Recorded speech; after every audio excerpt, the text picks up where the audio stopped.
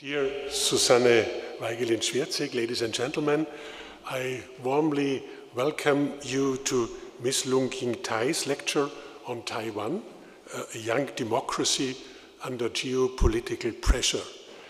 Susanne Weigelin will soon provide us with more details of your fascinating and impressive life. Today is October 31st. On this day, the members of the Lutheran community commemorate the 95 Theses written by Martin Luther and posted on the door of the castle church in Wittenberg. Can words change world? In Martin Luther's case, it's absolutely true, yes. With his words, he initiated a renewal of the Christian church, a renewal of the central contents of our faith, but he also contributed to the division of the Christian church and also to long-lasting religious-motivated wars. Words can be like swords. Wörter können sein wie Schwerter. I want to use this phrase, which is frequently used in the Bible once again. With words you can process reality, you can criticize and call for change. Words make it possible to form a collective will, because without words, without communication with others, we would be alone with ourselves. Therefore, at the beginning of every political change, evolutionary change or revolutionary change, there are always words and discourses. I noticed this coincidence with my Reformation holiday when I read your fascinating biography on Wikipedia. Lung Ying-tai has been critical throughout her life, unbending and fought for her values with her books, essays, and newspaper articles. I'm very pleased that you are our guest at the Austrian Academy of Sciences today. I would also thank to Susanne Weigelin-Schwiedrzik for taking the initiative and organizing this event. It is in accordance with the spirit of the Academy of Science, which is committed to an open intellectual discourse. Even so, some of these topics are politically controversial. Looking back to our common time in the rectorate of the University of Vienna, we had, and probably still we have, the same ideas about where universities and academic institutions should develop, and we can look back with some satisfaction. Some things were successful, especially your instruments to strengthen the interdisciplinary discourse and to motivate the professors to go out of their silos and to talk and to work with each other. That nobody or that only few people in the university still now knows who was the founder of all these initiatives idea, that's another story. I'm now very much looking forward to the lecture and to the introduction of Susanne Weigelin. I hand over the floor to you. Thank you for coming and visiting and joining the Academy of Science. Thank you very much.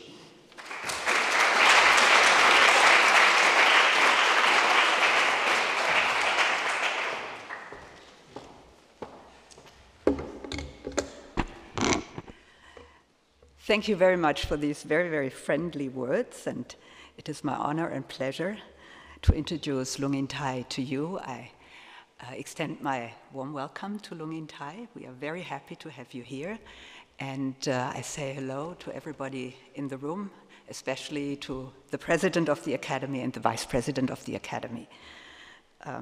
I've known Lung Ying-tai for quite some time. I realize, time goes by so fast. I was a very young professor in the 1990s in Heidelberg when somebody knocked on my door, and this somebody was Madame Lung Ying-tai. And I didn't know who she was. because I'm a specialist on mainland China, and she obviously comes from Taiwan, and I had no idea. But then we started talking, and I remember vividly that she asked whether she could teach a course on Taiwan literary history in my study program of modern sinology. And I was so fascinated by talking to her for the first time in my life that I said straight away, yes, you can teach this course. And I remember up until today very, very clearly your first lecture you gave in Heidelberg about the development of Taiwanese literature during the 1920s and 30s of the 20th century, of course. And ever since, we have been in touch, on and off, sometimes more, sometimes less. And I'm very, very happy that, you know, I know that you come to Vienna quite often, but I don't think you ever had a chance to give a presentation here. And finally, we organized for this presentation to take place in the Academy of Science. And I think, as we just heard from our president, that this is a very, very appropriate place for your presentation. Lung Ying-tai is a very independent thinker. And this is what actually intrigues me a lot about her. Everybody who looked into Wikipedia knows that she has written more than 30 books. One is actually at display, the German edition of her latest book. If you want to have a look, if you want to buy it, there is a possibility. And I just talked to her. She said she's also going to sign it. What a wonderful Christmas present to have a book from a Taiwanese writer with her signature. So I think she is a very independent thinker, and this is what is so extremely important in a world that actually does not allow, or doesn't seem to allow anymore, that we independently go about trying to understand, analyze, and maybe even change this world. Lung Ying-tai comes from a family that at least partly comes from mainland China. So the history of her family is closely linked to the kind of conflict that we are unfortunately still observing in the region. Her father joined the Kuomintang army when he was 15 years old, and he left mainland China in 1949 together with many soldiers and bureaucrats from the national government. Lung Ying-tai was born into a family of 4 children. The economic situation was not so easy, but nevertheless, she was sent to school, and she took her bachelor's degree at Zhengzhi University, a university with which the University of Vienna has had a close relationship, a partnership for a very long time. And the Vienna Center for Taiwan Studies, as a matter of fact, collaborates very closely with Zhengzhi University. However, after taking her bachelor degree, she didn't stop studying, and she went to the US and took her PhD at the University of Kansas in English and American literature. And I think this is yet another way to look at Lung Ying-tai as someone who is both at home in Taiwan and in the rest of the world. And I think this is something that has shaped her work enormously, especially after she moved to Europe, which is actually, she moved to Germany. She lived in Frankfurt. The reason why she came to Heidelberg to knock on my door is because she actually lived next door in Frankfurt at the time. And she has quite a few books that actually reflect on this international experience that she has had. She is at home in Taiwan, and she has made enormous contributions to the development of democracy in Taiwan. I remember visiting her when she was in her office at the municipality of Taipei as the first person to actually run the cultural office of this enormously big city. She was so busy that I actually feared that even though I had an appointment with her, I would never be able to talk to her, but nevertheless, she took about 10 minutes to talk to me before she had to do something else. And she was, as a matter of fact, the first Minister of Cultural Affairs in Taiwan, because she was given the task to sort of coordinate lots of cultural activities on the side of Taiwan. It was at a time when everybody around the world knew that so-called soft diplomacy is very, very important, soft power is very important, and I think it was a very, very difficult but also important task for her to sort of bring all these agendas into one ministry and coordinate it from there. So why do people love to read Lung Ying-tai's books? I think there are at least two reasons to do so. Because she writes a lot about very hot political issues in a very, how should I say this? In a way that one can think with her about complicated issues. And I can very well understand that readers like this, especially readers in the Sinophone world. It's not only readers in Taiwan, she has readers in mainland China. She has readers all over the world where people can read Chinese. But on the other hand, she also has quite a number of books in which she reflects in a quite philosophical manner about things we encounter in life. How we relate to our children, how we relate to the elder generation, how we relate to ourselves coming to age. Her newest book is very much about this issue, how we relate to nature. And I think this the fact that she can touch on two very, very important issues in our lives is the fact that she has found so many readers. One critic in Taiwan once said, Lung Ying-tai is the only person in Taiwan who dares to criticize the Nationalist Party, Kuomintang, the Democratic Progressive Party, who is in power at this moment, but also the Communist Party of China. This is maybe the reason why the two of us get along quite well. And I think it is this courage to speak up openly about those issues we really need to speak up about, that makes her such an important independent intellectual and writer, not only for Taiwan, but also for the rest of the world. And I think if one takes a position like this, one has to cope with one problem. And this problem is that despite the fact that maybe many people read your books, Lung Ying-tai, you sometimes feel very lonely because there are not so many people who actually dare to do so and to speak up openly and independently and come up with ideas that maybe other people don't have. That is why we have you here tonight, and we can't wait to hear your presentation. Thank you very much for coming, and we are very much looking forward to your presentation.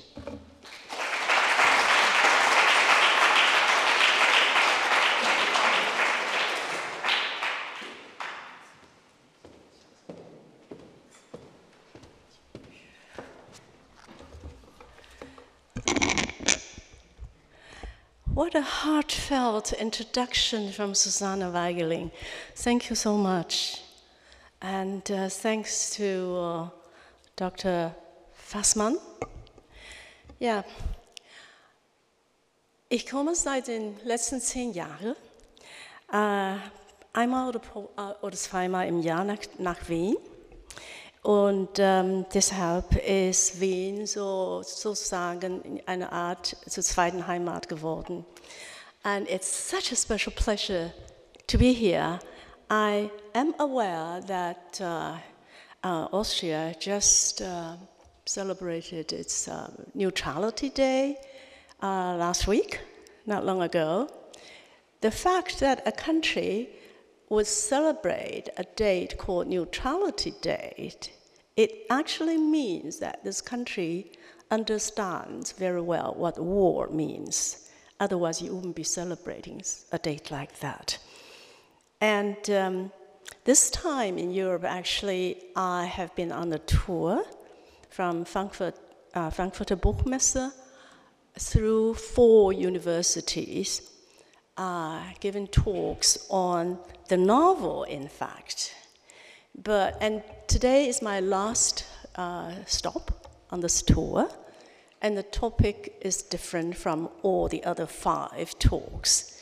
The 5 previous talks are on literature, because this is a novel, Am Fuße des Kavalungan, eine philosophische Reise. But only today, the topic's different. It's about politics. And I feel that this is the right place to talk about this topic, you know. When 2 years ago, when Russia invaded Ukraine, that occurrence has brought a totally different perspective about things to the Taiwanese, because for the first time, after 70 years of peaceful time, peaceful days, it's like people just woke up and realized that, wow, the war can become reality. The status of neutrality of Austria, people paid attention to that too, because people were dreaming, well, is it possible too that Taiwan becomes neutral? Therefore, Austria was being discussed as well. But so I'm going to get into this topic today. And since my whole tour has been about this totally unpolitical book, and on my way here today, I was thinking, there's nothing about politics in this book which is being exhibited back there. But then there is one small episode from the book that came to me, and that tiny, tiny episode actually has something to do with the topic today. And therefore, I decided I'm going to read a small part of this book, from this book, to you in my very bad German. Okay, just a very small part of it. So, on page 77, this Ich-Erzählerin, this protagonist, a very unsuccessful, lonely writer whose books don't sell at all, she came to this tiny village in southern Taiwan. And she went to the market, and she sat down, and she overheard the conversation of the farmers that goes, Im Licht des frühen Morgens erreichte ich einen kleinen Platz vor einem buddhistischen Tempel. Der verführerische Duft dampfenden Essen stieg von einigen Ständen auf, an denen Frühstück angeboten wurde. Ich setzte mich an einen Tisch und bestellte eine Schüssel Hundun. Ein dunkelhäutiger alter Bauer saß mir gegenüber. Seit ich an meinem Platz saß, hatte er kein einziges Mal aufgeblickt. Er schenkte sich aus der dickbäuchigen Kanne Tee ein. Seine Augenlider hingen tief herab. Ich hatte ein paar der Bemerkungen aufgeschnappt, die er im lokalen Dialekt dem Standbetreiber auf der anderen Straßenseite zugerufen hatte. Für dieses Jahr sei kein Taifun zu erwarten. Im nächsten Jahr würden Ananas und Banane im Überschuss wachsen, sodass die Preise fallen würden und so weiter. And then suddenly this farmer, who was sitting there drinking his own tea, a lonely person there, all of a sudden he spoke. He said, Taiwan wird es bald nicht mehr geben, murmelte er wie zu sich selbst. Da er aber plötzlich ins Hochchinesisch gewechselt hatte, wollte er ganz offensichtlich, dass ich, diese Frau, die so eindeutig von weit her kam, verstand, was er sagte. Mühsam wandte ich mich von den heiß dampfenden Hundun ab. Taiwan wird es bald nicht mehr geben. Er hatte den Satz wiederholt, weiterhin ohne mich eines Blicken zu würdigen. Er trank einen Schluck Tee, starrte auf die Teekanne und sagte, die internationalen Fluggesellschaften benutzen den Namen Taiwan schon nicht mehr. Oh, ich wechselte zum lokalen Dialekt. Wie sollte es dann idealerweise sein? Der alte Bauer schüttelte den Kopf.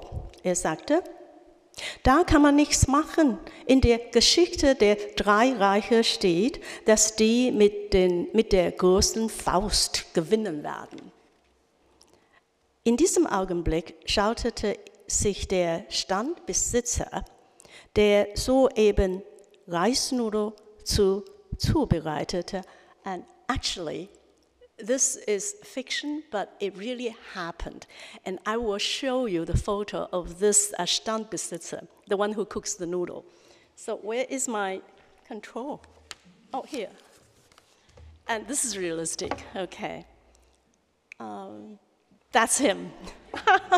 Right? I think he's still there. So when you come to Taiwan, take this book along and then make a tour there. You will see him.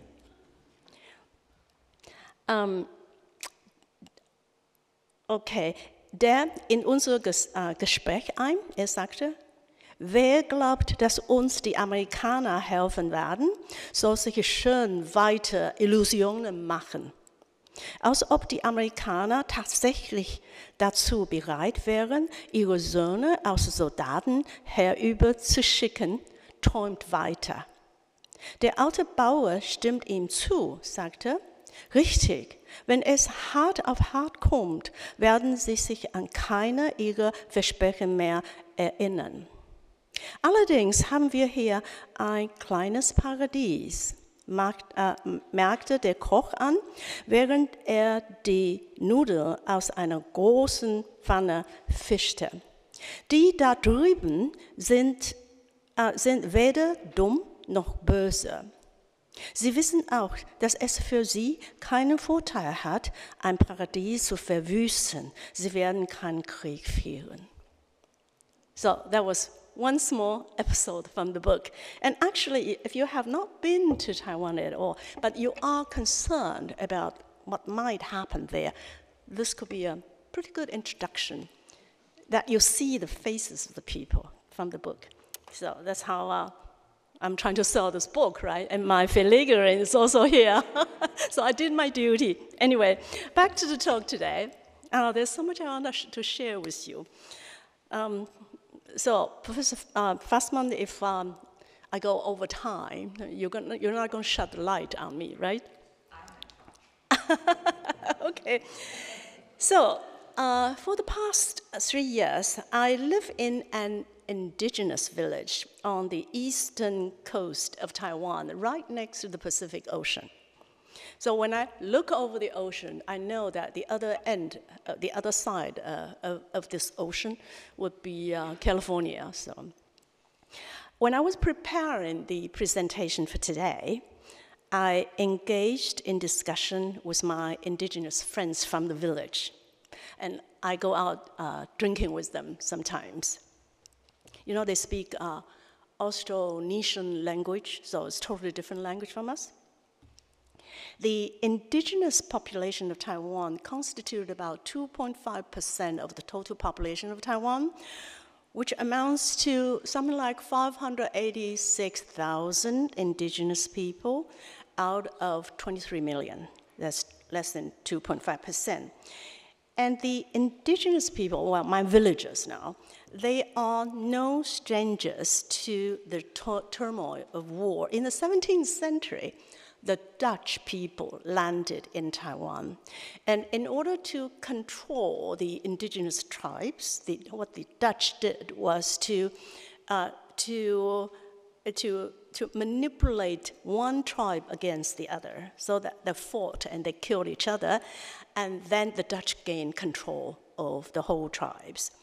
And then during Second World War, when the Japanese army were entrenched in fighting against the Allied forces, mainly the Americans, in the Pacific Islands, in the jungles. It was the Taiwanese indigenous people who were dispatched deep into the dangerous jungle to shoulder the heaviest burden and to do the dirtiest job.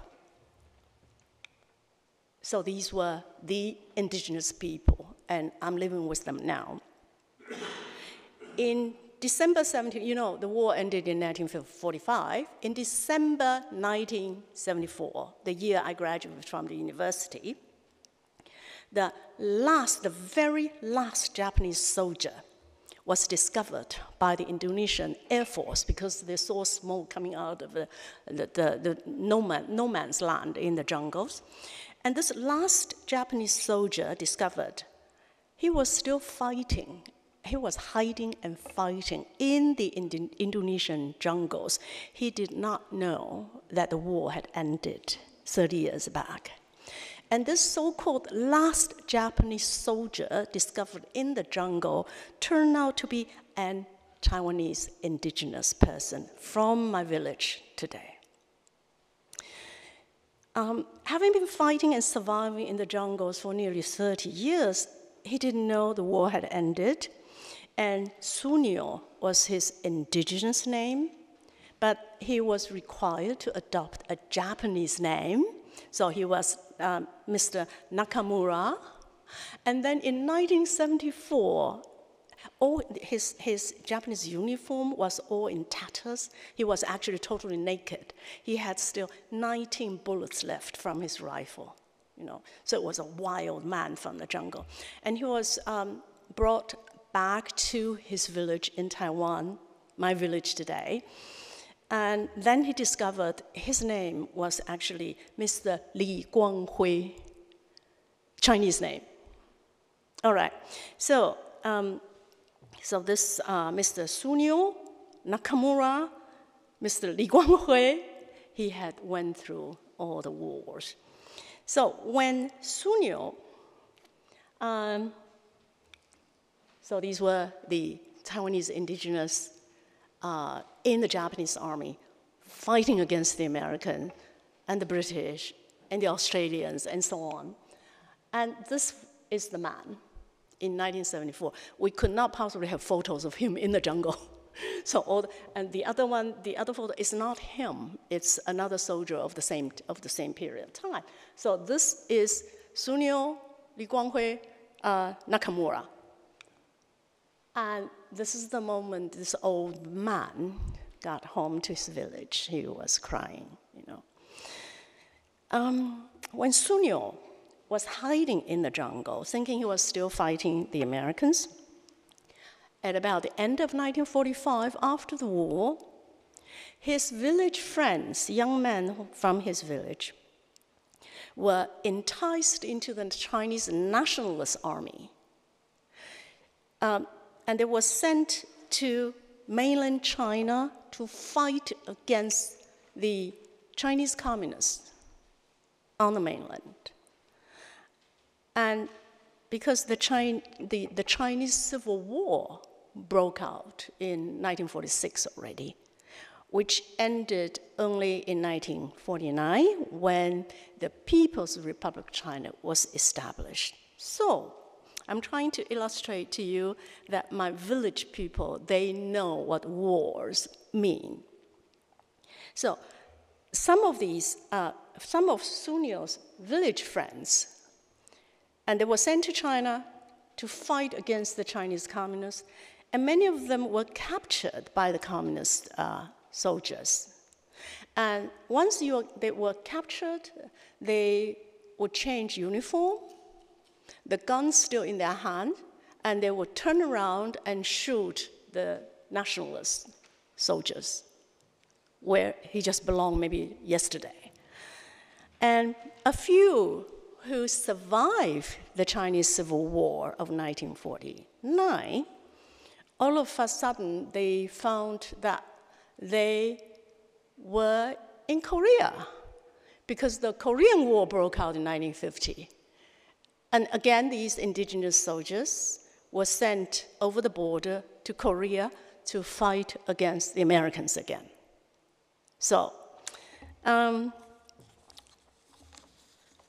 those who survived the Korean War, which ended in 1953, they would be lucky enough to leave Korea and then went back to China to continue their service in the People's Liberation Army, in the PLA, until retirement. And I had the privilege, when I was writing about 1949 Civil War, I had the privilege of interviewing, meeting some of these indigenous soldiers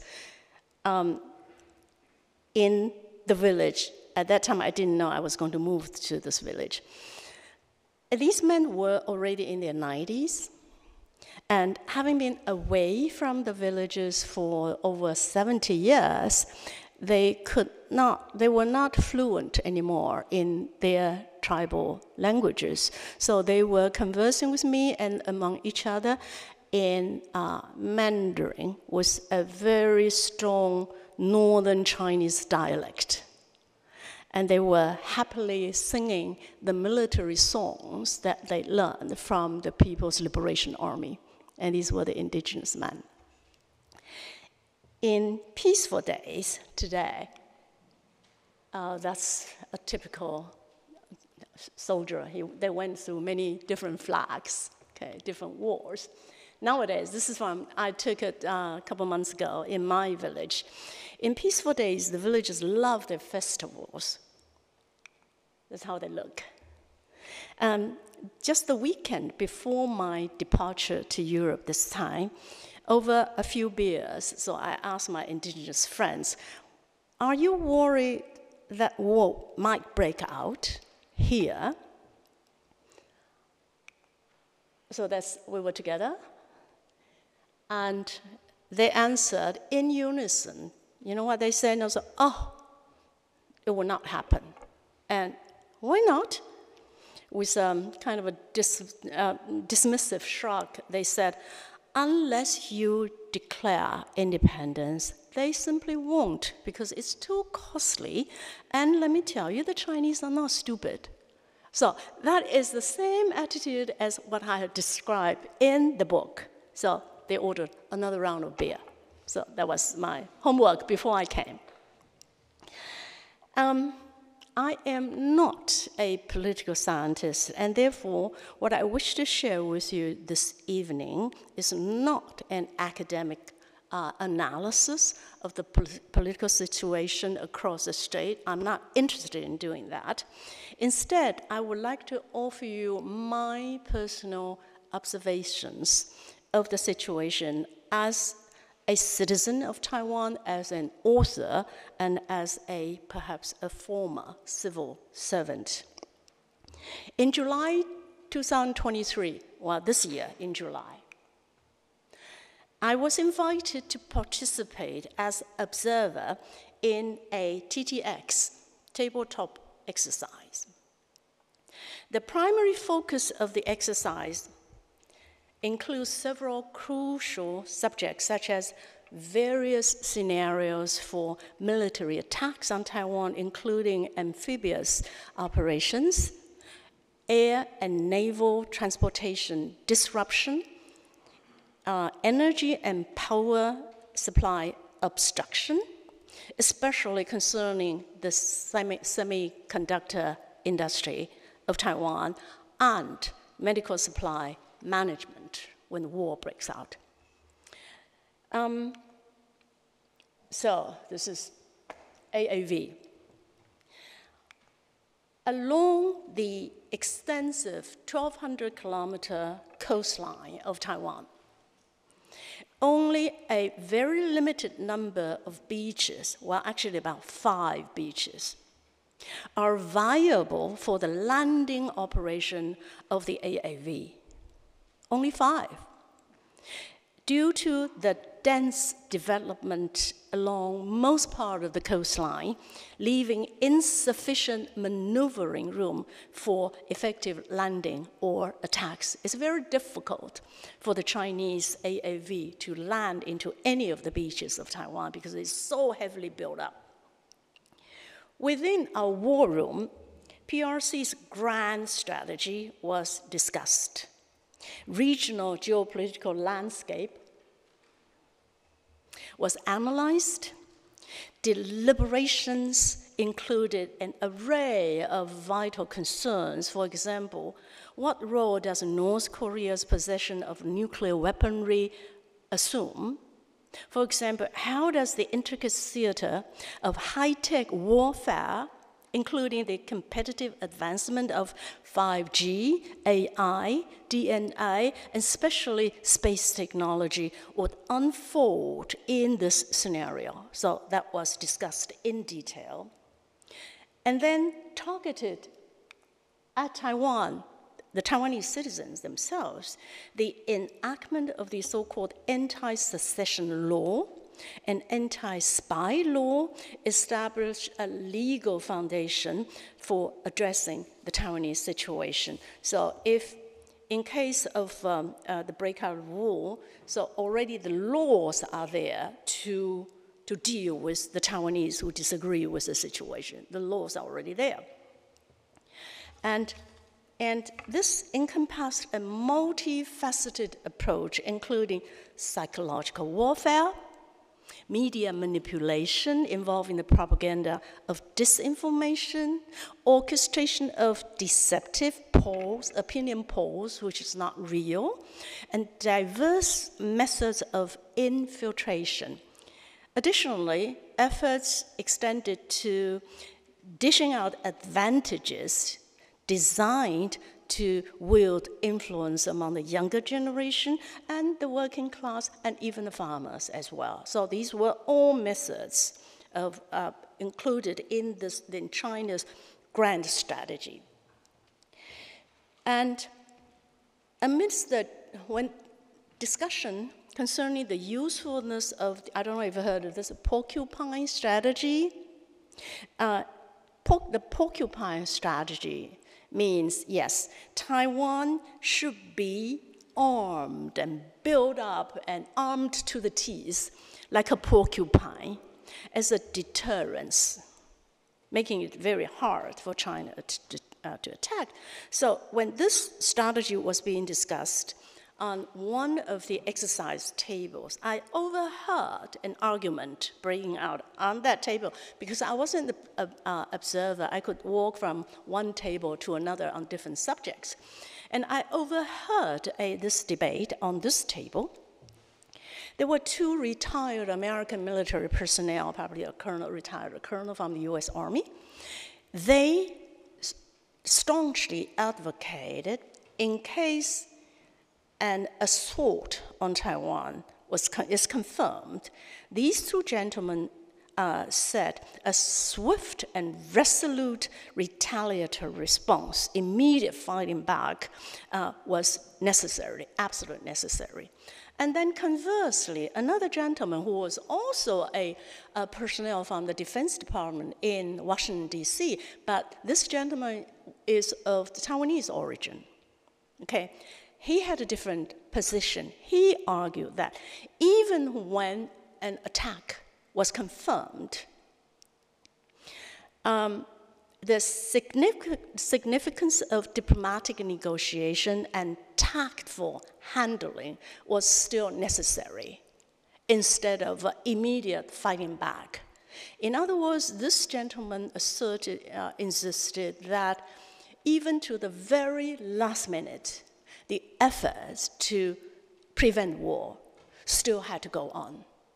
And so they had an argument, and the two American personnel said, no, just fight right away, immediate. And they did not reach a consensus. I was listening in, and actually they were actually politely angry at one another. So, against the backdrop of these really very heavy discussions and deliberations occurring within the capital of Taipei, a contrast, if you would visit Taiwan, I mean, most of the foreign journalists who land in Taiwan, when in the airplane, they were still expecting that everybody was very edgy, you know, things are going to happen. But the moment they landed, so everybody was just carry on like as usual. People go to theater, and the cinemas were full, and everything looked so calm, and they were surprised. So the contrast became very evident. So within the rooms, that these heavy deliberations went on, and once you step out of the room, the war room, life went on as usual. Life goes on as usual. To what extent? Even during one of the biggest military drills in Taiwan, a sense of leisure and civility still prevails. In the midst, for example, I love this photo, in the midst of a big tank exercise, apparently somebody has forgotten that you have to clear this restricted area. And then you end up with a scene like this. A woman was basking in sun on the beach, and then the tank rolled by, and this woman was totally stunned. And actually the soldiers in the tank, they were stunned too, to see this woman there.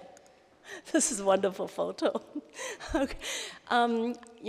70 years of peace, it's pretty hard to come to terms with the reality of war. So, now, as cross-strait tensions escalated and the Taiwanese citizens awoke to the unsettling designation of their homeland as the most dangerous place on earth, that's what I think Economist magazine made it a cover, by some of the Western media outlets, coupled with daily portrayal of the Russian incursion into Ukraine,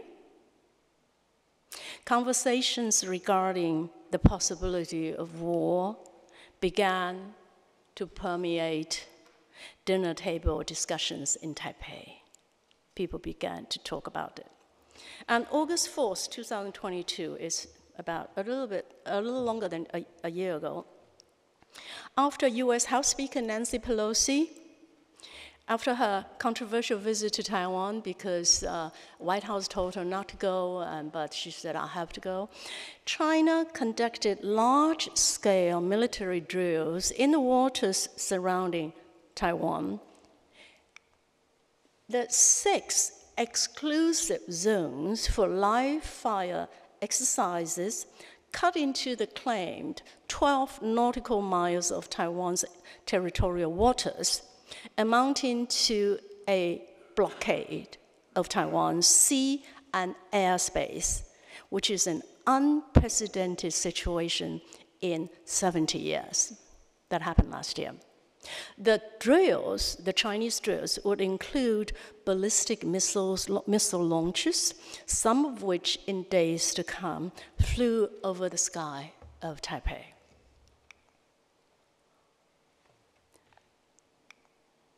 So,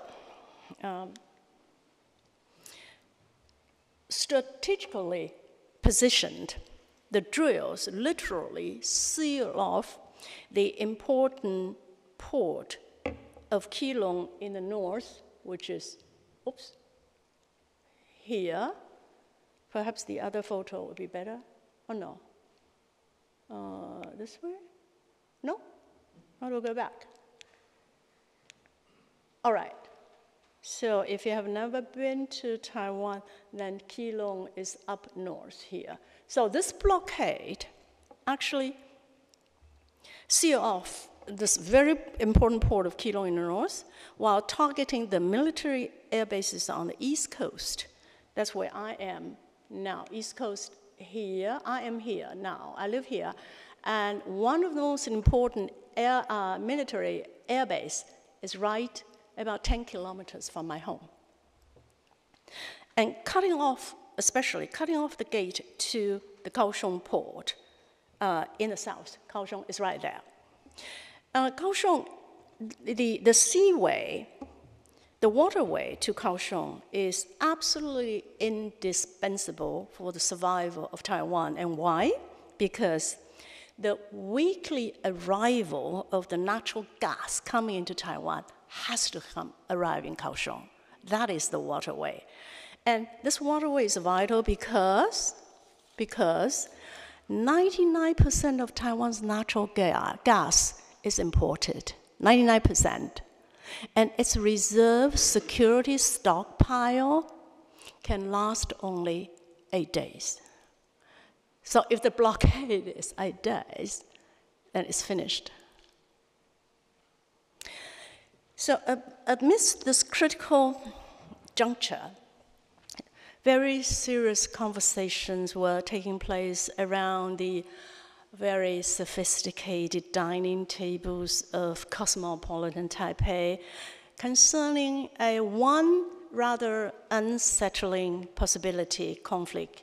On one such occasion, a gathering composed of luminous important people from the high-tech industry and military strategists found themselves engaged in a dialogue spanning the expanse of global competition within the semiconductor industry, intertwining with contemplations regarding the strategic path of TSMC. TSMC is Taiwan Semiconductor Manufacturing Company in the face of a potential blockade. So beyond the prospect of unified action among allies, because the world needs the semiconductor, especially from TSMC, I mean, no cars could be produced without these high-tech chips from Taiwan. But other than that, the paramount action, well, on this dining table, the specialists were saying that the paramount action would be to immediately evacuate indispensable semiconductor designers and engineers. Let them board the plane and go away to a safe place. So that was the discussion. The indispensability of a company such as Taiwan Semiconductor Manufacturing Company is illustrated in this slide I prepared. This one. So this is the percentage of semiconductor foundry market share. You can see half of the world market is TSMC. There's one company in Taiwan. And the other, actually less than half, is shared by other countries. It is as big as that. And so on that table, when there's a blockade, what happens to TSMC? Okay. Now, after casual remarks concerning the plausible bombardment of TSMC, either by the Chinese or by the Americans, you don't know who, both have a motivation, the dialogue ventured into the realm of conspiracy, speculating that vested interest, somebody might orchestrate an assault on a Taiwanese nuclear power plant, deliberately triggering a catastrophic release, and thus rendering Taiwan a desolate wasteland, so that whoever occupies Taiwan, and Taiwan will be of no use to you. And we were sitting there and imagining this scenario, wondering what that could be. Is that science fiction? So back to the dinner table. At this time, a researcher who was associated with a military think tank, he actually underscored a distinct set of other concerns. He emphasized I think Susanne Weigelin emphasized this once, and this military strategist, he said, are you guys aware of the danger of ostensibly minor accidents, like unintended collision among the surveillance aircraft, or a simple delay of crucial message communication? Minor accidents like that could escalate into large-scale confrontations. And so somebody asked, well, and this guy, this strategist, he said with an urgency, he said, therefore it is a vital necessity to modernize Taiwan's weapon. But immediately somebody else retorted. I remember this guy said, this guy was a retired Navy commander. He said, for heaven's sake, why are we spending so much money acquiring tanks from the US when two-thirds of the island is blanketed by mountain ranges towering between 2,000 to 3,000 meters. And then you buy tanks after tanks with millions and millions and millions of dollars. So I'm just trying to give you an impression of the atmosphere there over dinner tables. So let's move now from the north, Taipei, from the capital, from the war rooms of Taipei, to the so-called peripheral, which is 300 kilometers away from Taiwan, from Taipei. Actually, for the past 6 years, I have been living in the rural south of Taiwan. First on the strait. This is the Taiwan Strait, and that's China. So the first 3 years I lived here, am Fuße des Kavalungan, that's where I lived for 3 years, and I wrote this novel.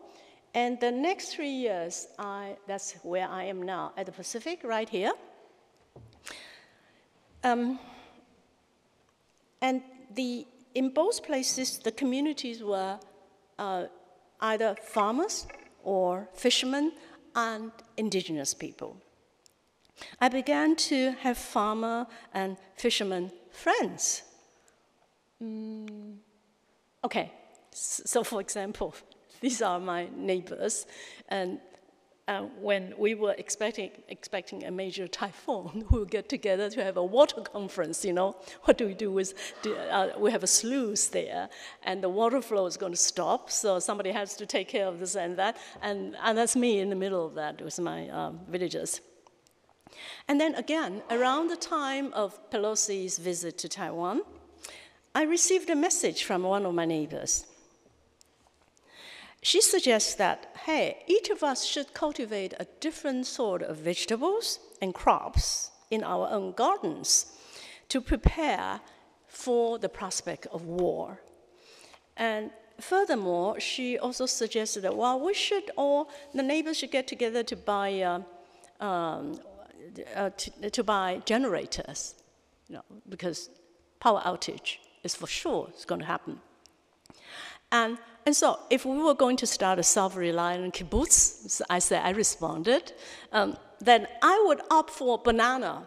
I would plant bananas because banana trees are so beautiful, the leaves are wonderful, and the banana fruits were so wonderful, and I could make banana bread and banana yogurt anyway.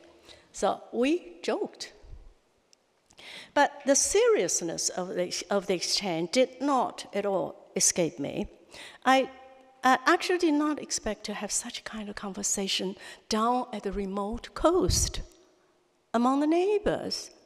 But I couldn't help but wonder, because, you know, I commute between Taipei and the village. So I would go to Taipei twice a month, and then I would have conversations with my urban intellectual friends or industrialists or military strategists, and then I would come back home to the South and I had this kind of conversation. I began to wonder, well, do my rural friends, owners of orchards and rice fields, do they share the same degree of apprehension of impending conflict as my intellectual urban friends? And do they debate politics over their dinner table? And what of my friends who make their livelihood as fishermen? What do they think? That's when I began to approach them with these serious questions one-on-one. So first, I approached a wax apple farmer, let's call him Jay. These are my fishermen friends. I do have banana trees in my garden now. I could survive. And this is, I call him Jay. You know what wax apples are, right? In the meantime, wax apple in Chinese is called 莲雾.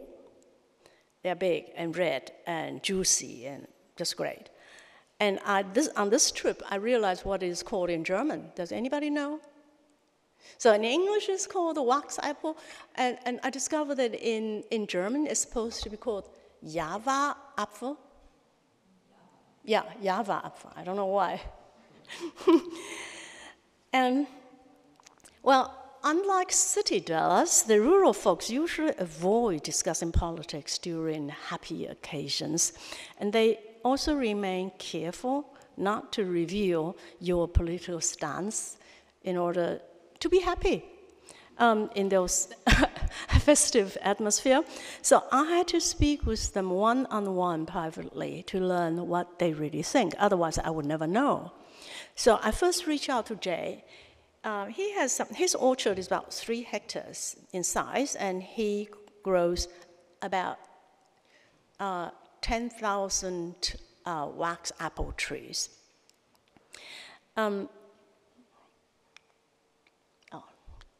Java apple. Jay is a man of few words. Amidst boisterous gatherings with farmers and orchard owners, we every maybe 3 months or half a year, we would get together with me. They do not have contempt for intellectuals like me, and they included me. I feel very honored by them as well. And we had big gatherings with orchard owners of all kinds of different fruits. He will be the one. Everybody was happily talking and drinking and singing. He will be the one sitting quietly in a corner, only smiling, listening, and sometimes only getting up to fill the half-emptied teacups for other people. He's that type. And so when I talked to him, he spoke with an openness and sincerity that fully surprised me. And when he talked, he often had to stop to make sure that that's the word he wanted to use. He was struggling for words as well. And I quote from him. He said, "A final showdown is inevitable." So listen, this is what the farmers think. Strategically, Taiwan finds itself caught as a pawn on the geopolitical chessboard played by the US and China. If China dominates over Taiwan, this is his logic, if China dominates over Taiwan, the US will surely respond with some form of conflict against China, pushing Taiwan into the vanguard, to the front line. And conversely, should Taiwan continue its allegiance with the US camp, the possibility of a Chinese military takeover would persist as a perpetual threat. There's no way out. And therefore, Taiwan is fated as an ongoing bastion of conflict. Now, he's not a political commentator, he's a farmer. And then he said, but why does China want to go to war with Taiwan? He expressed a kind of bewilderment. He believes that this flame of animosity which exists nowadays, as if people from both sides of the strait, they hate each other. And he thinks that the flames of animosity were actually deliberately kindled by politicians from both sides for their own political gains. He thinks that most of the Taiwanese do not hold anything against China. And quote from him, he said, the only thing China has to do is simply be nice to the Taiwanese, be considerate, be respectful, and don't weaponize the agricultural market. Then no one hates them. And on the other hand, he said, if China continues with harsh measures and aggressive language, he believes that would only feed the Taiwanese ruling party's propaganda, because the ruling party, the DPP, is so-called pro-independence, away from China.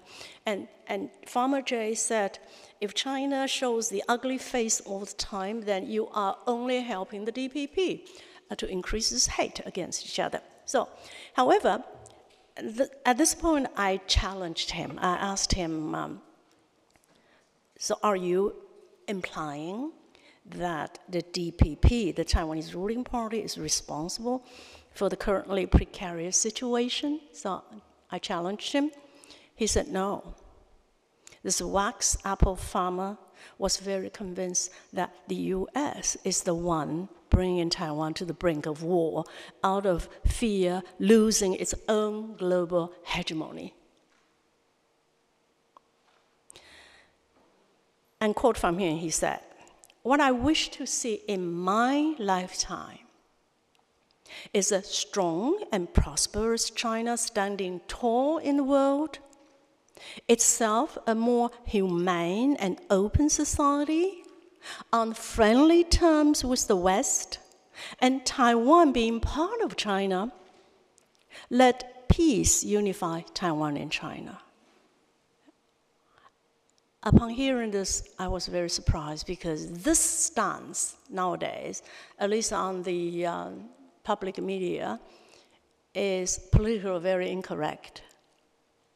And I understand that he would not tell this just to anybody, but he said this to me.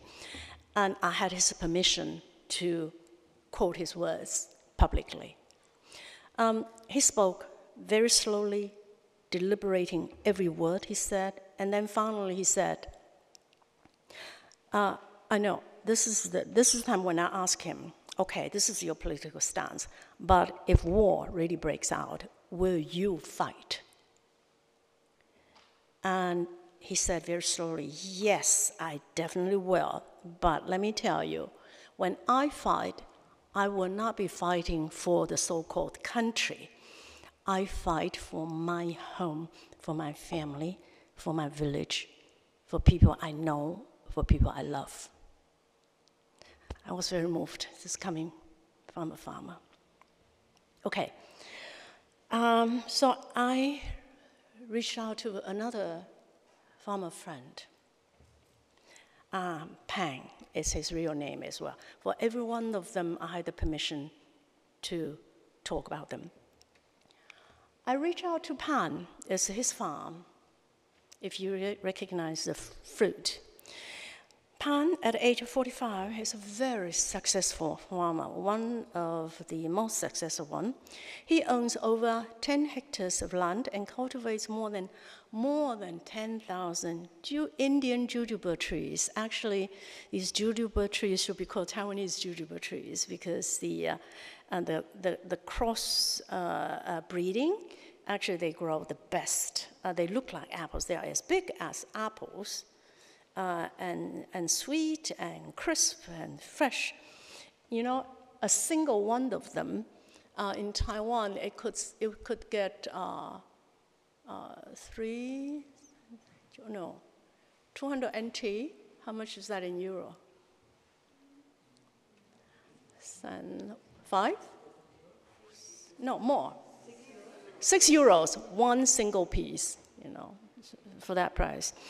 I asked Pan how his, let's see.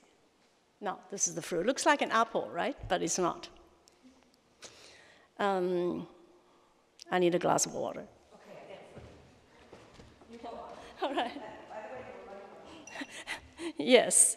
I'm running out of time, right? Okay. Well, then I have to skip. When he used to sell his fruits to the Chinese market, and because there was an agreement between the two sides, so there was the green lane where his fruits would reach the consumers in Shanghai or in Beijing within 3 days. It's almost like a domestic market, but with the political situation changed, no more. The market was closed. And therefore, the Taiwanese government tried to redirect to the Japanese market. And I was asking him, well, is that successful for your fruits? He was very frustrated. He said, now it takes maybe 14 to 21 days for my fruits to reach the Japanese market, to the consumers. And after 21 days in transport, he said, my fruits taste like nothing. And moreover, for example, was the case of pineapples. When the pineapples, after 21 days arriving at the port of Japan, the Japanese authorities would require, because during 14 to 21 days of transport, there might be eggs of mealybugs in the pineapple. And therefore, when your fruits arrive in the port, you have to go through the fumigation process, creating a chemical environment to kill all the germs and the organisms and the bugs, eggs of bugs. And the fruits taste like awful. So I was wondering, well, how do the pineapples taste here in Austria? No, I don't know. He was absolutely very frustrated. Now, what does he think of the situation? He said, he sighed. He said, do you know in Thai, if there's a war, those who suffer the least are probably us, the farmers. We toil the soil. When the fighter jets fly over our heads, you know what we do? We bend down and continue to till the land. And then he said, that's his position now coming, he said, face to face with a giant, or even the devil, he said, we must learn the art of patience and endurance, making ourselves strong while learning to lie low. We should not engage in a battle where we have no chance to win.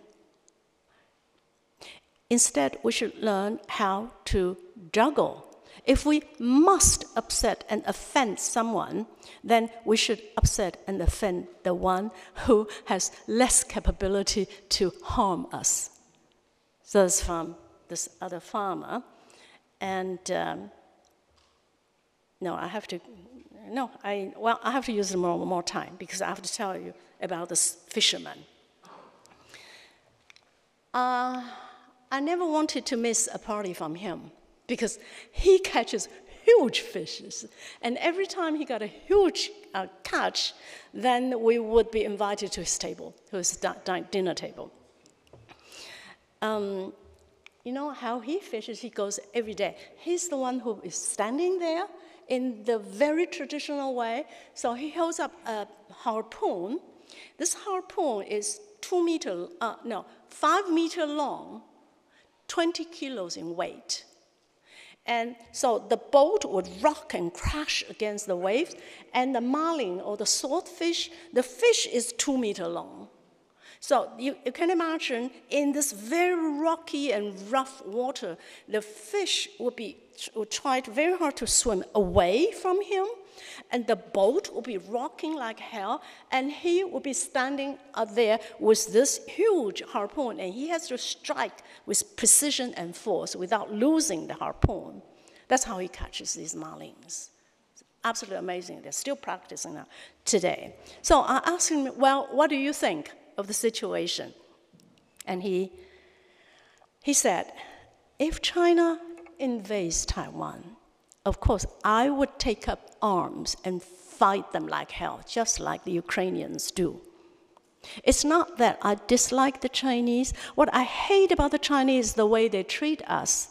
They talk as if they owned us and as if they had the right to humiliate us. I don't hate the Chinese. I just hate all bullies. I hate all bullies. That's what he said. Very simple logic. So I asked him, what does your son, a fisherman in his 30s, does your son feel the same as you do? Would he fight like you do? And he uttered a sigh. He said, the younger generation doesn't seem to ever think about the possibility of war. They stare into their mobile phones, go out with friends, eat, date, camp, fish. They live every day as if nothing has happened and nothing will ever happen. And with the presidential election approaching in January 2024, which is a very, very vital one, I asked him which candidate or political party he believes is more capable of preventing war. Without any hesitation, this fisherman said, no one. It's the US and China who decide our fate. Whoever gets elected in Taiwan plays no role.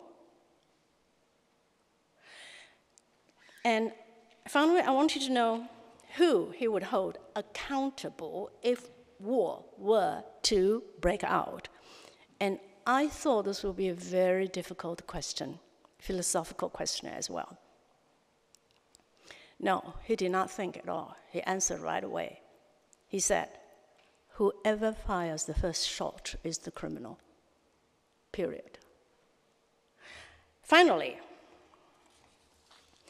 I told you at the beginning that in July, I was invited to be an observer in this TTX, tabletop exercises, in July. 3 months later, yesterday, the conclusive report of the TTX, the war room, was released just yesterday. And here are the results. I'm going to share with you. I got it from the retired admiral who organized the tabletop exercises. Number one, the US war rooms, war games, they usually make 7 days, D-Day, 7 days. But with this exercise, it's 30 D-Day, 30 days. And the year is 2027. And it's explained why 2027 is the target year when analysts think that things are going to happen. I'm not going to get into that, okay? And this is almost the beginning of 2024. Move one, blockade and NEO. NEO means non-combat evacuation operation.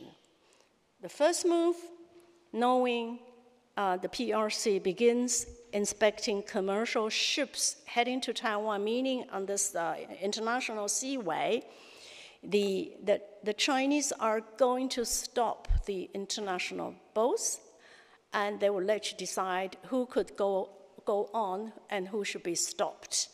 The boats with the natural gas for Taiwan would definitely be stopped.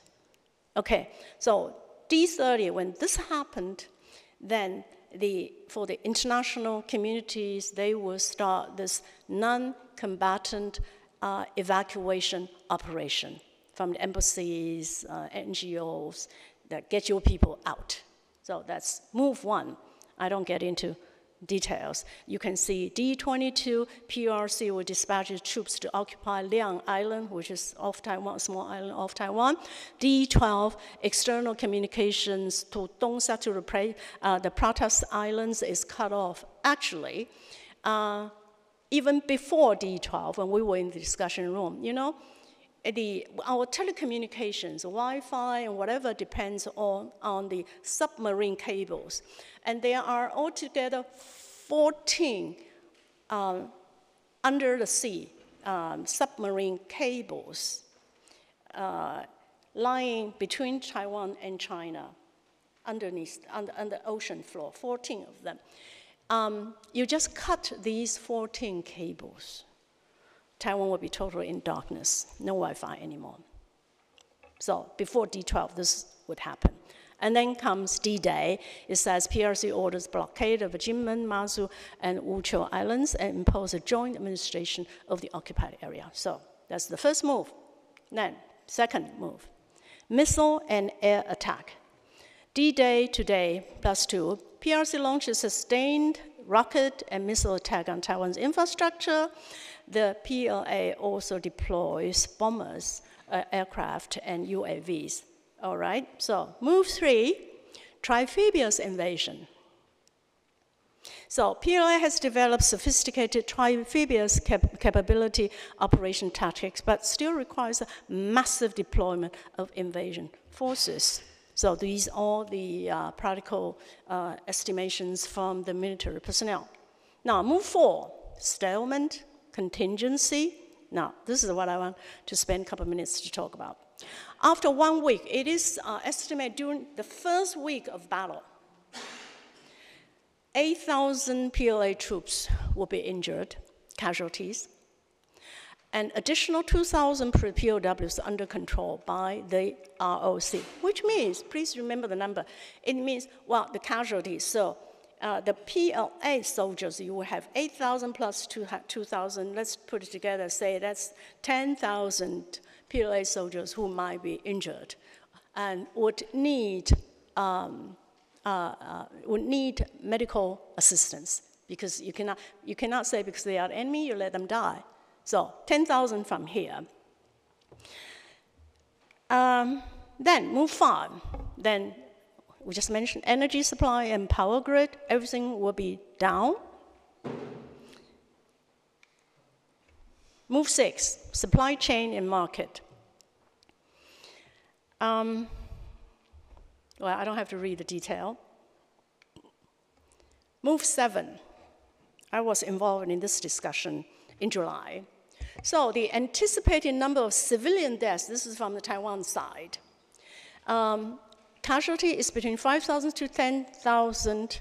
The anticipated number of military deaths and casualties is between 20,000 to 100,000. And I'm going to read you the CSIS War Game Report released by Washington, D.C., which is a major war game report, which was released in January this year.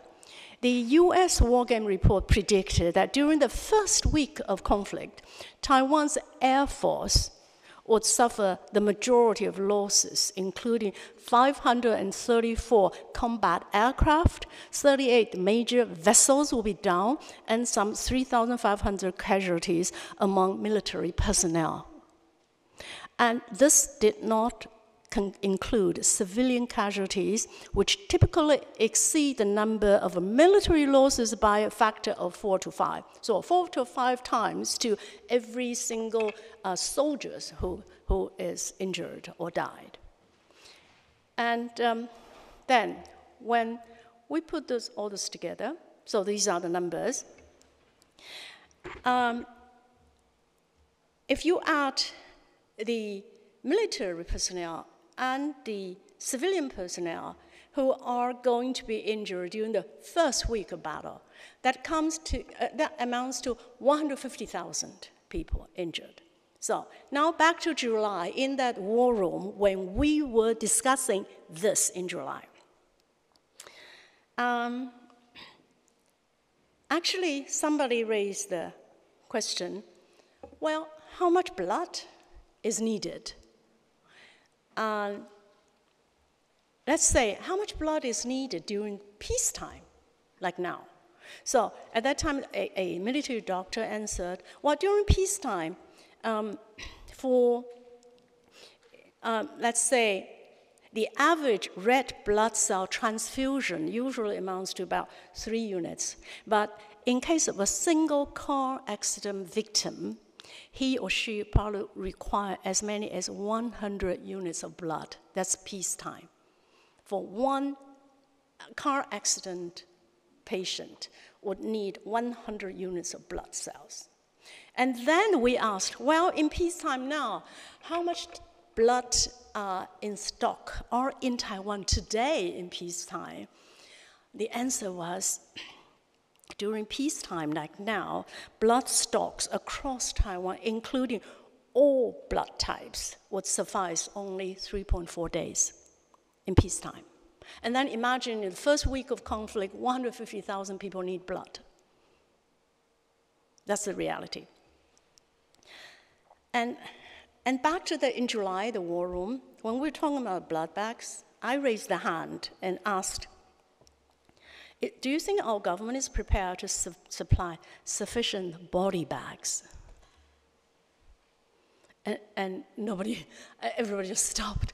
And I said, the Russian invasion serves as a chilling reminder, having taken place in freezing February temperature. Whenever a conflict erupts in Taiwan, regardless it's in summer or winter, it's a tropical climate, the inevitability of rapid decomposition and putrefaction becomes evident in hours. The whole town, city will stink like hell. And is there a system in place to address this somber reality. In simpler terms, amidst a grandiose posturing of politicians saying we are brave, are they attuned to the pragmatic necessity of estimating the required number of body bags? That was the discussion. So finally, my conclusion. What lies within the implications of blood bags and body bags is that the majority of war game reports from the US I have encountered are brimming with numerical abstractions and militaristic terminology, and all of them emphasize Taiwan's pivotal role within this first island chain as a strategic framework. And these war games are specifically crafted to illustrate how one country can employ some military capabilities to deter the action of the other. And most analysts would agree that the costs associated with a Sino-US war would be substantial for both China and the US. Funnily, the cost for Taiwan is just taken for granted, not very much talked about it. And I have long held a sense of discomfort towards these narratives, no matter how well-intended and necessary they might be. Of course, the root problem, I have to emphasize, the root problem is, of course, China, an authoritarian state asserting control over a democratic society which seeks to preserve its own way of life. That's the root problem, the very root of the problem. But however, should our approach to this highly intricate conflict be only around military strategy? So my question is this: why is there such an exclusive focus on war games to study all sorts of methods of killing with so little emphasis on peace games to explore ways to reduce tension and prevent war?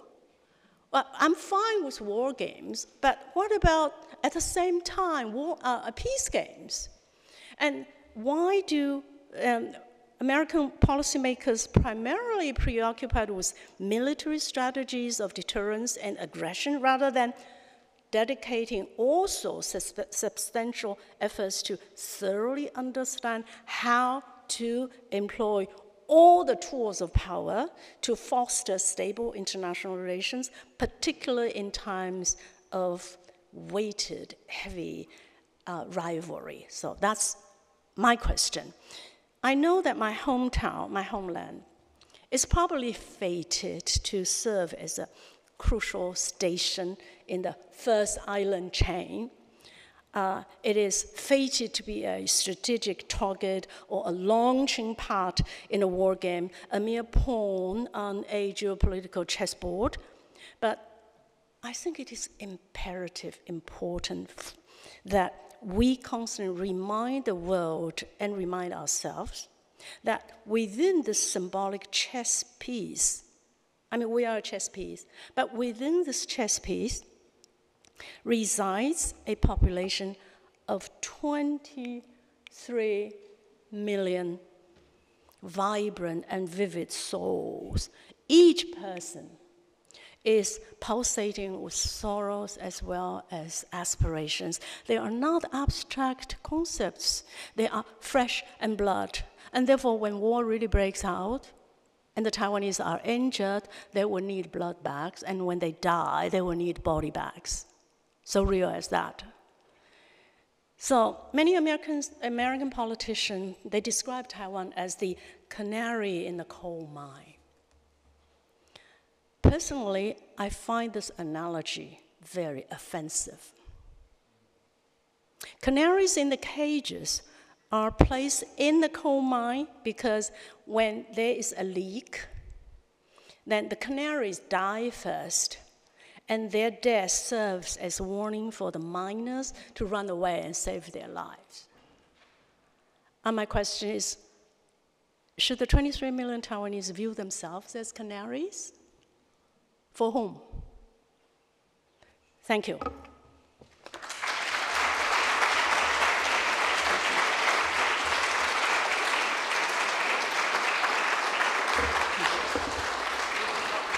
Yes.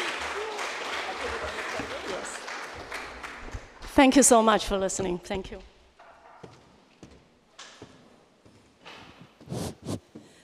That was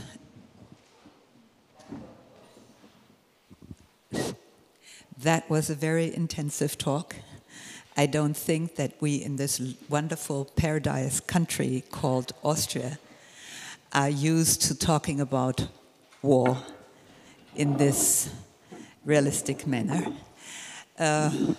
Originally, I wanted to take some time to talk to you directly and continue our conversation, but as you have lost a little bit more time than originally scheduled, I would like to open the floor to questions and comments from your side and see whether there is someone who wants to say something. I see that there are lots of people online and that they also have lots of questions, but maybe we start with you, Mr. Gombos.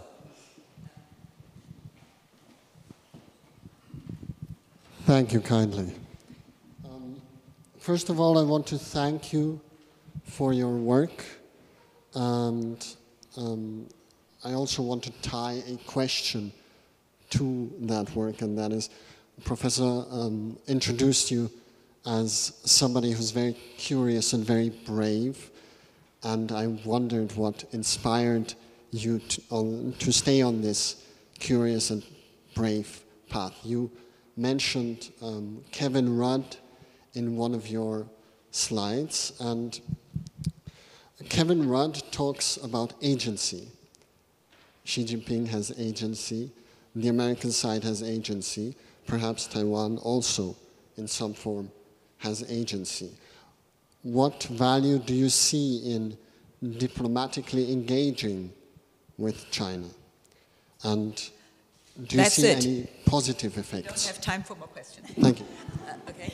Thank you so much. Now, again, I'm not a political scientist. I am not qualified to do that, and I'm not interested in that. So that I could see people in the back. Well, I cannot answer what I don't represent anybody or any government, so I cannot answer what kind of strategies or what approaches they're having. I can only say, if you asked me 5 months ago how dangerous the situation is, I would tell you that I am I'm gravely worried. But these past couple months, I think I see a change of wind. I see that, for example, the nationalist government the opposition of Taiwan, they have sent delegations to China several times in order to keep the channel of communication open. Second thing, to my astonishment, I saw the candidates, Taiwan presidential candidate representing the ruling party. He began to talk about the importance of peace.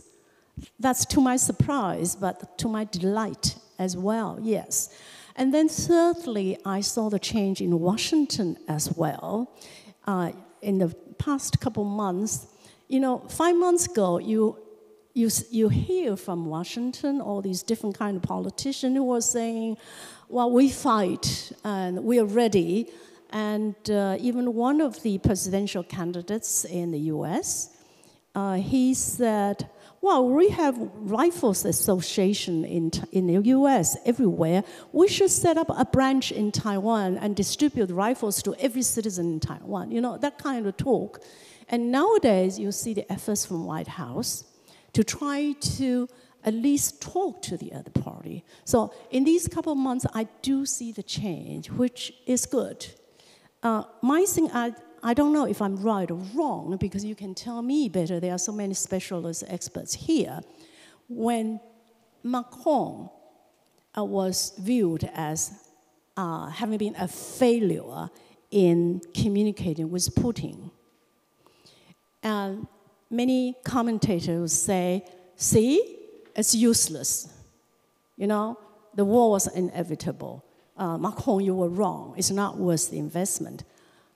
I was thinking, is that the only conclusion possible? Isn't it possible to arrive another conclusion by saying, hey, maybe other leaders haven't tried enough, or even Macron has not tried enough, or the whole world has not worked enough to come to this disaster. So there could be other conclusions too, and that applies to the Taiwan Strait as well. I don't think we should jump into war.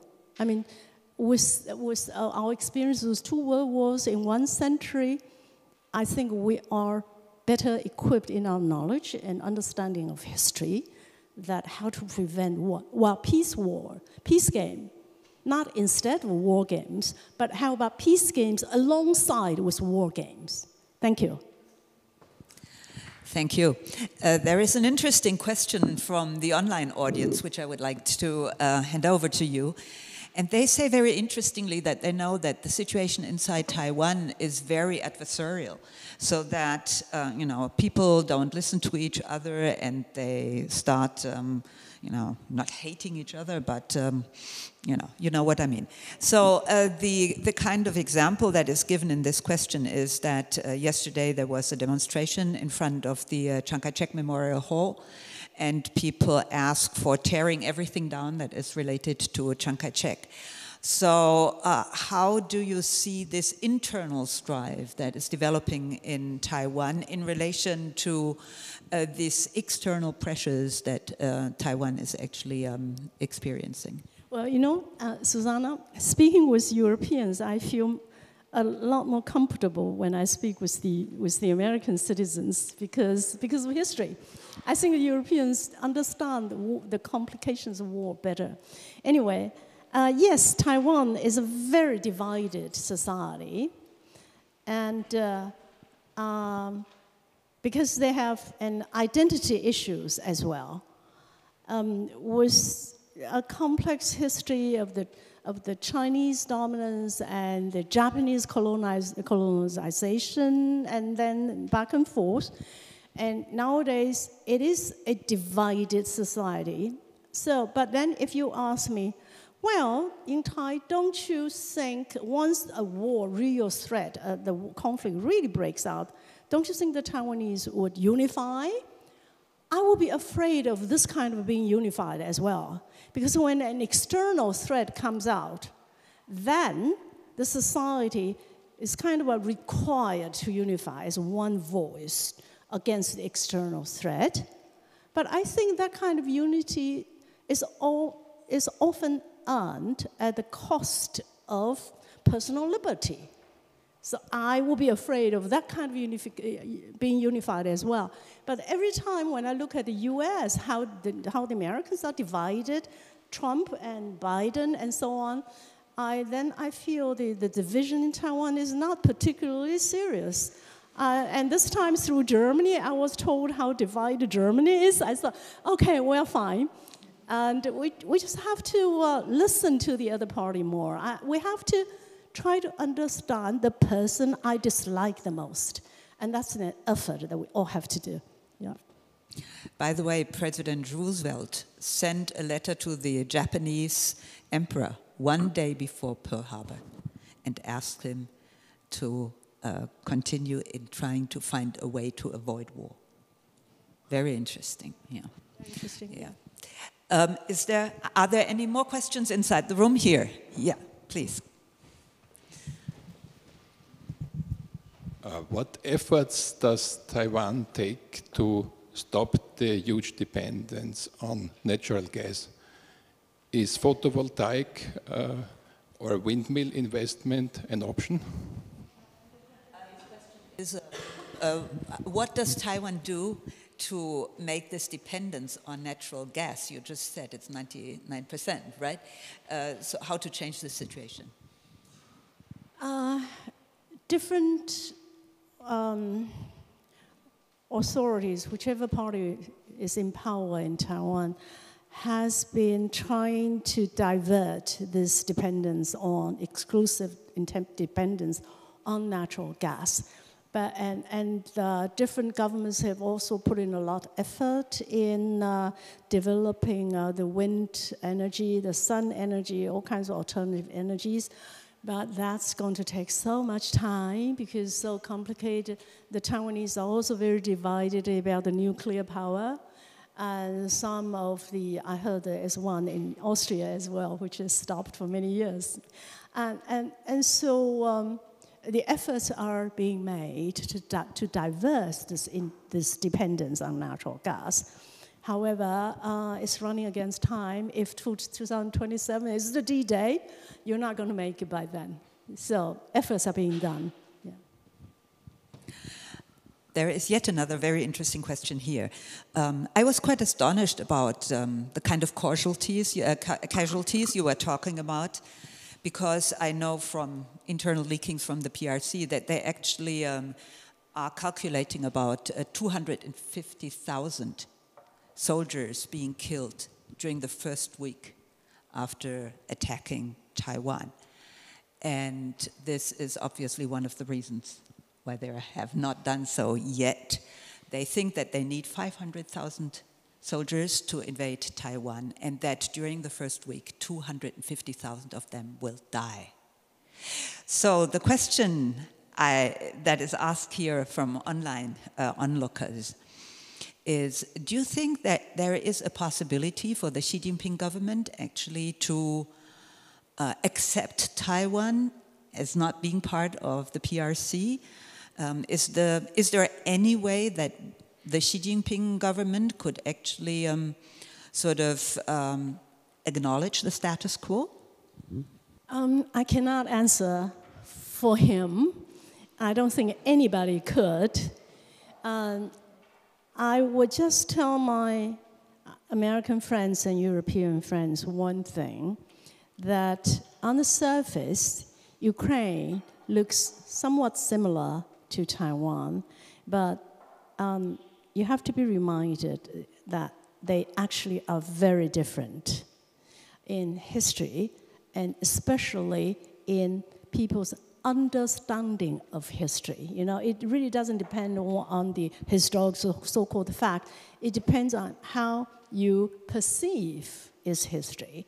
I cannot answer that question. I don't know what Mr. Xi thinks.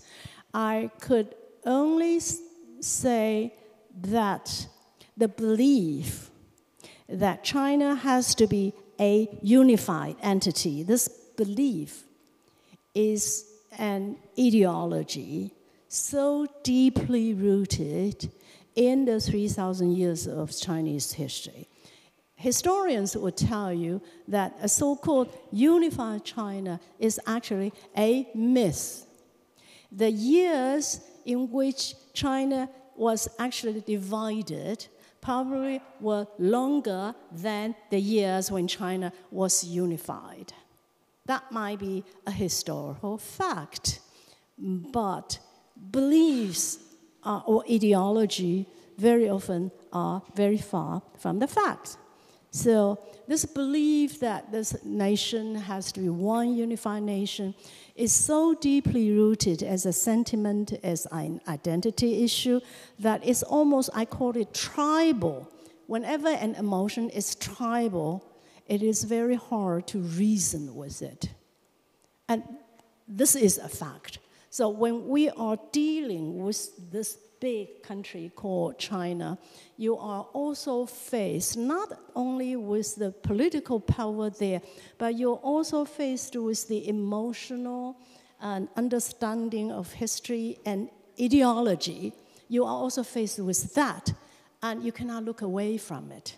And therefore, I would tell my Western friends that when you deal with the cross-strait issue, you must not only look at it from a geopolitical point of view, you have to try to understand emotions as well from both sides if you really want to find a solution to that.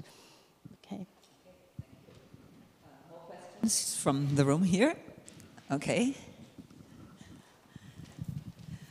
lots of students around today who are interested in Taiwan. Thank you. Okay, go ahead. The question is, so how is the main mechanism of the game of peace for your understanding? The main mechanism. From the mainland. From the mainland. No. You said that they should play the game Peace of game. peace rather than the game of war. So how do you play a game of peace? This is your question, right? Okay. From the Chinese side. No, in the West. In Taiwan? No. How do you play the game of peace in Taiwan? Is that your question? That is his question. How the Taiwanese? Oh, Yeah. okay. Yeah, okay. Okay, again, back to my thesis. I am not saying there should not be war games and there should only be peace games. That's never the case. I was only saying war games are necessary because you have to protect yourself. You have to know your potential enemy. But I am just saying, how about at the same time, you also have peace games. And peace games means with a war game, you put on a huge map on your desk. You study all the tools you have within the government, within the society, with all the department within your power, and you would mobilize all your capabilities for war. And how about another table with another map where you look all you have and see what you can use to avoid war? So I have only been saying that this effort should go alongside the war game. And how should the Taiwanese do that? Yes, I definitely do not think the only thing the Taiwanese should do is we buy weapons from the US and we wait for the US to send soldiers over to Taiwan to protect us and the naval ships to protect us as a war game. I don't think that's the only, we should depend on that. I would say yes, we should also have another table and another map in there where we do peace games. We could, for example, how about student exchanges so that the younger generation from China would understand the Taiwanese, why to keep this way of life is important. How about artist exchanges? How about writers exchanges? And there were hundreds and hundreds of other things that we could do to make them understand us better. And at the same time, we should try to understand them as well. And this kind of efforts will not appear on the war game map. It's on a totally different map. And as the weaker, so-called weaker part, we have to try even harder than anybody else to do this so-called peace game. Peace game is not to say, I surrender, you are bigger. No, that's a misunderstanding. It's simply saying, as a porcupine, yes. As a deterrence, yes. But how about at the same time, try all you can to make the other party understand you better. That's what I mean by peace game. Okay? But I think we could have to make more real peace games. Because if we have, young people coming, talking to each other, this is wonderful, but it will not hinder 27 to be a date where something might happen. No, there were I don't efforts. believe in the 27 date. I think this is totally bullshit. This is such a wonderful word that everybody is using at this moment, so I dare to use it here too. I think it is the totally wrong way to think about this, to say that it will happen in 27. Well, it's totally wrong. Because you know what? This is not the issue. The issue is that for every plane that the PLA has, they have 8 pilots. This means that this plane can go up and up and up and up. And you know how many pilots they have in Taiwan for one plane? 2. So every time a PLA plane comes towards Taiwan, there are only 2 people, 1 out of 2 people, who have to get in their planes and protect Taiwan. This is the typical situation which will eventually lead to an unintended catastrophe over Taiwan. And this is what the peace game will have to tackle. We have to find a solution for this. Because if that happens, you said this in your presentation, and I totally agree. If that happens under the given situation where there is no channel of communication between the US and China at this moment, there is no channel of communication between Taiwan military and PLA.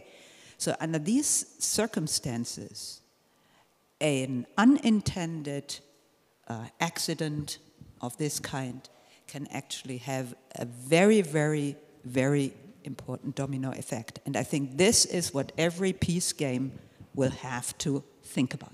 We have to stop this. Then once we stop this, then we can sit at the table and talk, right? But if, if we don't stop this, then sooner or later something will happen. And I think that the whole talk about, maybe 24, maybe 25, maybe 27, this is only diverting our attention away from this crucial issue.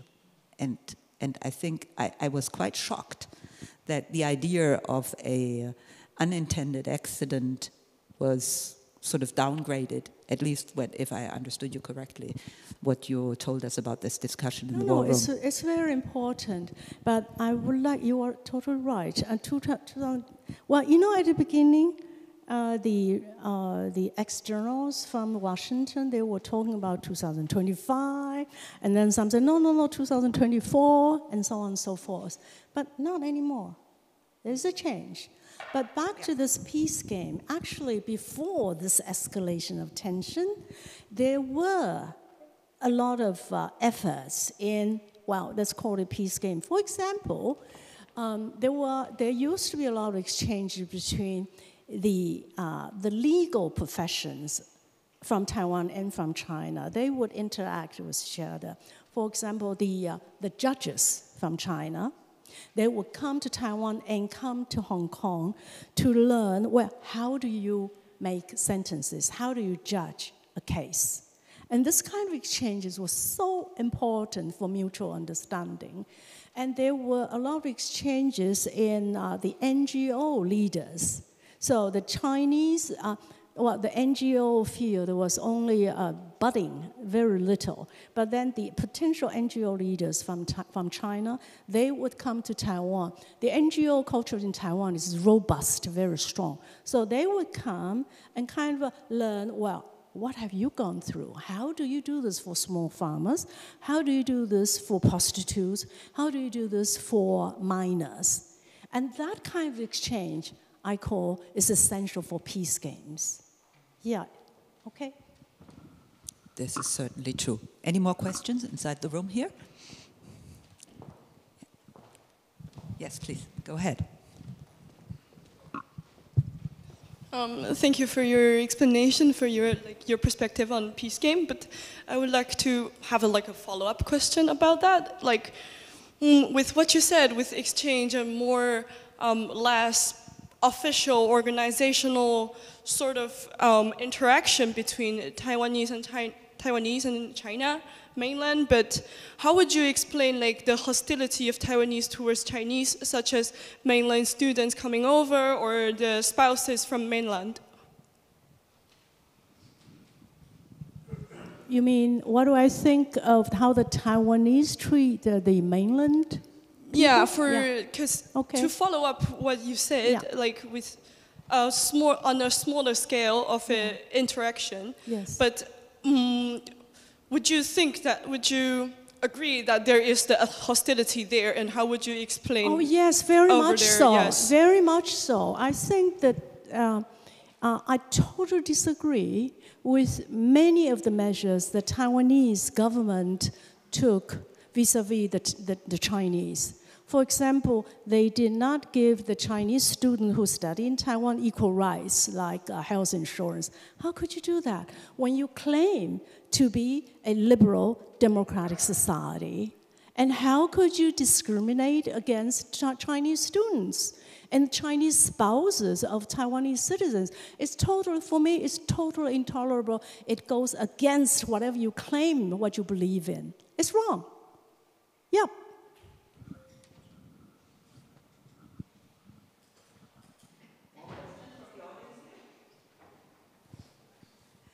If not, I have a question, which is,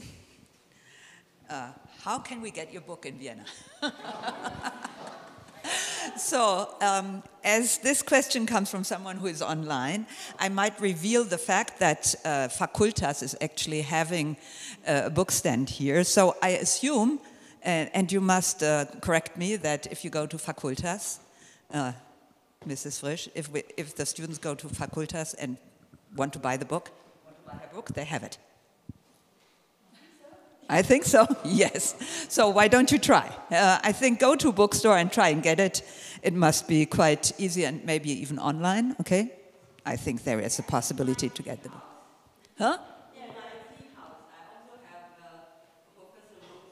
Professor. Okay. What is your tea house? Tell them what your Can you give us the address? Berggasse 14, also schräg gegenüber Freudemuseum. Jadete und Keramik. Wir kommen. Yeah, I will go there. Yeah, yes. Okay, I think everybody is full of new information, new insights, new emotions, new feelings about this very, very delicate situation in Taiwan. Thank you, Lung Ying-tai, for giving us so much insight into this situation, both from the very top of society down to the fishermen. And I think for everyone in this room, this was a very, very important experience to know more about Taiwan and also to know more about a situation when you are under the threat of war.